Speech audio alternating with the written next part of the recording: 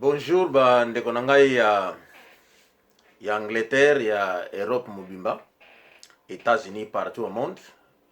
Vidéo oyo na sali yango c'est juste pour na répondre na makambo esalama mikolo oyo. Na landaki oyo esalamaki na Hollande entre Geni na Makonda. Vraiment na landi ba problème na bino. Nalingi naloba boye. Bandeko na ngai soki tozali na conflit oyo ezali ki makamoko privé loko ezali kaya Geni na Makonda, biso bato mokili toaki na posa te ba makambo na bino te.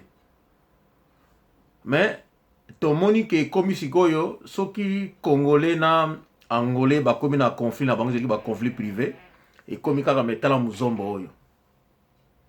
Tala kingandi oyo. Bandeko na lingi na limbra nani muzombo aza nani? Muzombo ezali injire te. Mais muzombo makela du zombo ezali district. Donc nakoloba boye makela du zombo ezali district. Kibokolo ezali secteur. Wish ezali province. Na secteur ya Kibokolo bozana ba village eza kona ebele kobanda na Ntaya, kobanda na Kimbata e Mati ba Ntaya ba mboka ebele ebele oyena o continuer okay na ba Luidi ba Kinzau Kimalomba Mbanza Zulu Kilamba tout ça ozo continuer ba mboka na ti ba Sumbe ti côté ba Sundi ti côté na kuna okay wana ba mboka ya Kibokolo. Kibokolo yango moko ezali secteur. Makela du Zombo ezali district. Province ya Wish. Chef lieu nango ezali Wish sous. Alors bandeko na ngai nalandi bino. Omoni nayebi ke bazombo babangisa ba Congolais belé. Donc Congolais Zaïrois azana père ya bazombo. Moi je comprends ça. Mais Angolais nyo soza muzombo te. Tozana deux provinces ba Congo, tozana province ya Mbanza Congo. Na Mbanza Congo kuna tozali na babeka bango ba sansala na Mbanza Congo. Tozana na Mbanza Congo tozali batu ya Bembe, batu ya Nzeto, batu ya Mbridge, bango twana batu ya Mbanza Congo. Na Wish tozana batu ya Damba, tozana batu ya Kibokolo, batu ya Tsotso. Batu wana kuna bazali bazombo te, mutu ya Damba, ya Tsotso, ya Bungu, ya Trinity, bazali bazombo te. Bazombo bazali kaka batu ya Makela du Zombo, ya Kibokolo bango nde bazombo. Et puis soki oswani na Angolais ezali te ko tala muzombo oyo. Ezali insulte te. Mais to comprena que soki Congolais benga mutu muzombo donc azobenga yo zoba mutu yo yebite. Alors na limla bino lelo. Omoni batu oya mayele ya Angola mingi bauta na Makela du Zombo na Kibokolo. Sima Otoko auta na Kibokolo. Savimbi ayako tanga na Misao Kibokolo. Neto aleka na Misao Kibokolo. Sima Otoko aleka na Misao Kibokolo. Ba grand mathématicien ya Angola bauta na Kibokolo. Donc Makela du Zombo. Donc batu ozalaki nini no basenga indépendance ya Angola na ONI bauta na Makela du Zombo donc na Kibokolo. Bazombo baza ba courageux mayele yango moni babanga bango. Alors naipesa bino Congolais lokola yo otiki conflit na yo omoni ke non il faut finga mutu wana muzombo. Omoni Congo ekomi indépendant na 1960. Tango Congo ekomi indépendant na Congo bozali kaka na 3 universitaires. Kaka 3. Papa Bomboko na ba nansi ba Viki Zenga naza se souvenir sous mais bozali kaka na 3 universitaires. Na Angola toki na tata moko bato benga ye Emmanuel Kunzika. Na episo soyoka kombo na ye mais na episo kombo na ye akufi à 2 ans 3 ans passés, akufi na 94 ans. Donc, tant que Congo est comme indépendant, il y a des docteurs. donc ye wana auti ba États-Unis donc ba étude mususu à travers armée du Sali. Docteur Savimbi azaka jana Suisse. Donc tango wana ye aza docteur à travers parce que t'entends qui pasteur à travers l'église protestante. Donc aux histoire de ça yo hein. Ngana sala ingénierie na sala histoire te. Mais na mona gini ngino tala landa ki na mona gini ngino ozama yele to zoba. Tant ozo parlo ba mususu kut ba na Congo wana ba beta su ba bali. Docteur Neto atanga na Portugal. Donc il y a plus kaka église protestante qui est na Portugal à cette époque. Donc tant obino vous allez na ba cadre ce qui 3 personnes kaka na Angola ba docteur ba salaki déjà.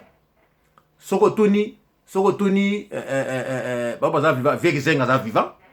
Soko tuni Kengo Wadondo ba twani akala ba ko parler sur combo ya Emmanuel Kunzika comme on appelle ça.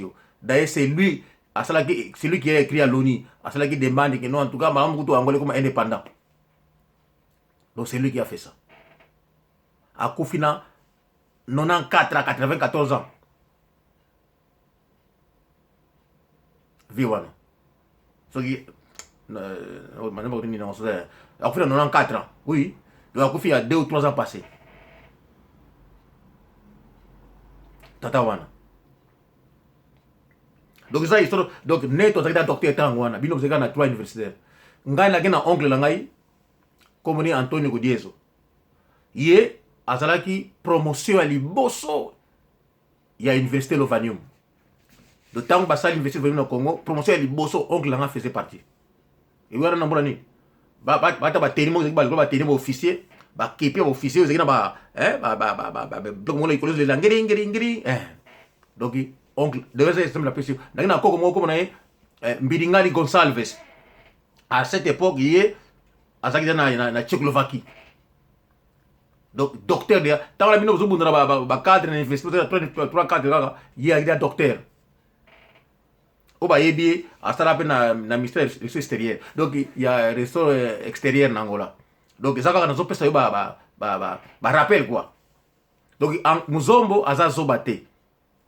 Mais tout ça il y a calme ba Congo mondi ba kolisibiso donc il calme respect.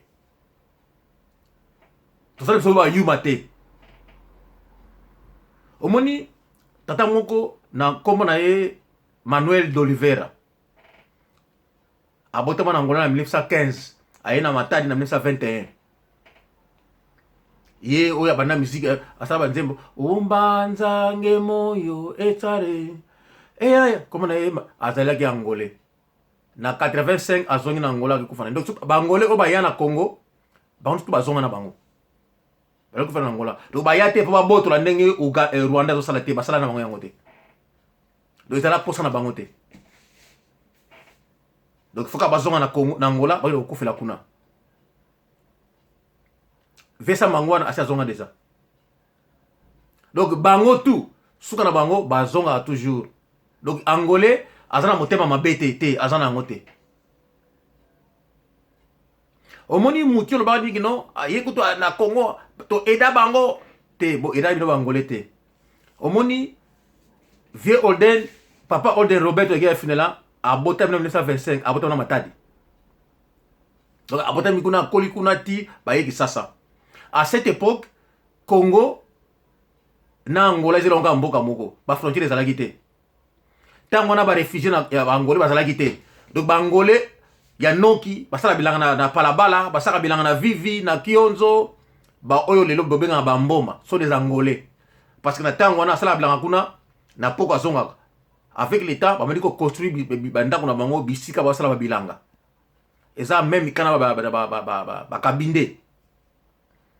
Oyo bona bazokata na mwanda na boma ti ba komisa to basala bango ba bilanga. Donc batwana bazalaki ba réfugié te.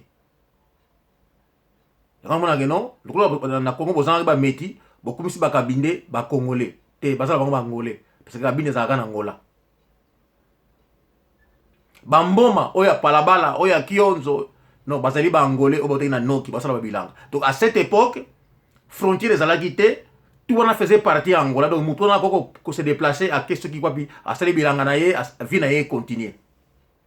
C'est seulement en 1960 quand bino bokomi indépendant tango wana nde sikoyo Congo asali frontière na Angola.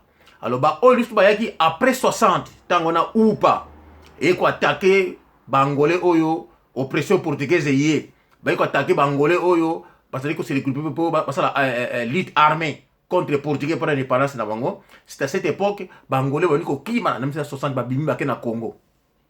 Bangolais wana bangonde bazalaki ba réfugié parce que Congo est déjà indépendant.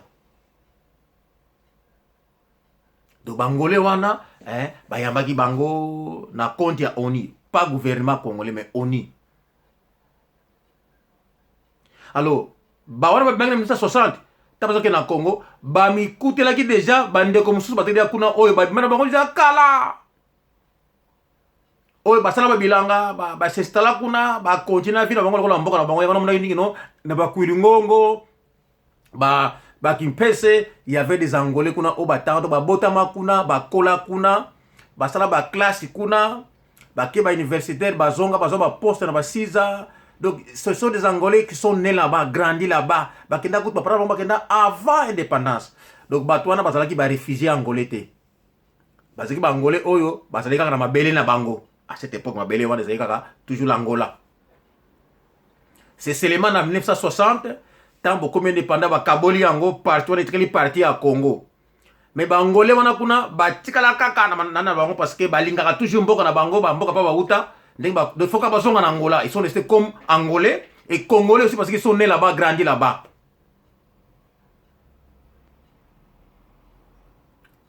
Donc différence yango wana. Bande ko ngai bangolais bazala bango ba yumate. Namsuri kamoko omoni ndenge bino bangolais bayaka te na Congo po baya koluka nzela baya poto te kaka ba congolais bakenda mingi na Angola koluka nzela ya poto ko voyager et puis ko sala ba crime ko boma tout ça likambo na zo déranger bangolais soki kaka ezaki makiki ya danger ke no bangolais batu pamba soki ndenge nini ndeko na ngai mais wana bosi prononcer ke no to linguiste ko to botra na Angola ngo guerre ya parce que Rwanda kuta boteli Congo bosoko kubisa bango te. Mais bozo préféré pour traverser boke na Angola, bosala ba crime, bosala mabe na Angola, makamana peuple angolais alingi yango te. Peuple angolais a considéré congolais attaque ndeko. Ngai ba ola kola ngona matadi ba ya dai ngai na ba ndeko ba congolais, ba petit frère nanga, papa na père nanga na mère nanga ils sont nés à Matadi. Biso to li nés à Matadi. Donc acte to lingaka yango te. Soki kazali kama ki congolais o ki nini ki angolais azali zoba ndeko na ngai ale soki eza bongo biso to bana ki Congo e mwana nakazola matsasa luyoke mfuta. Donc soki azali ki kambo ya diri kaka ki oti angolais azali zoba to ko beta masasi. To ko beta masasi ndeko na soki kama ki diri kaka ndeko na ngai na yebisi bino ke peuple angolais akoboma étranger nyonso congolais na Angola ko bomba bango. Parce que bozo sala bozo ba mabeko leka et bozo ko réfléchir te pour dire ki danger wana ezali wa parce que Rwanda bozo ko bimisa yete misiko ki danger ko za nini boso ni na vie privée tala muzombo oyo bosala boye tala muzombo oyo bokende boye tala muzombo oyo siko muzombo asala nini alata makasi na ye est-ce que bino kuna na Angola na Congo na bino wana bozali na batu lokola ba ben lelo armée angolaise sangana tuzana armée ya UNITA na MPLA na FNLA sangana. Est-ce que na Congo bozana ba karmotero bozana ba commandant karmotero ba commandant lokola commandant ben ba commandant lokola ba dembo ba commandant lokola ba lukamba gatu ba commandant lokola ba commandant Jean-Baptiste Mayotte Jean-Baptiste ba commandant lokola ba Iko Carrera ba commandant lokola ba commandant dembo ba commandant Luli Kisasunda ba commandant Toka bozana bango tende kona ngai ba commandant Mabaya ba utena FNLA ba commandant Noé bosana bango tende kona ngai ndeko na ngai tolingi te bitumba ekweya entre l'Angola ndeko na ngai soki yango bolingi na ki danger kaka alors Angola pe akolaksa ke non to sana so ba yuma te to sa face oyo ke non oyo bosana ngo posa ndeko na ngai Angola ko beta e boye ba ke non e mwana nzombo nakatelema ikumbulu sala diao eno anka kama ululu kote eno kilini kulu vunako tsangulu sala zao no toma sala wana mesa pesa kana pesa bino bye bye.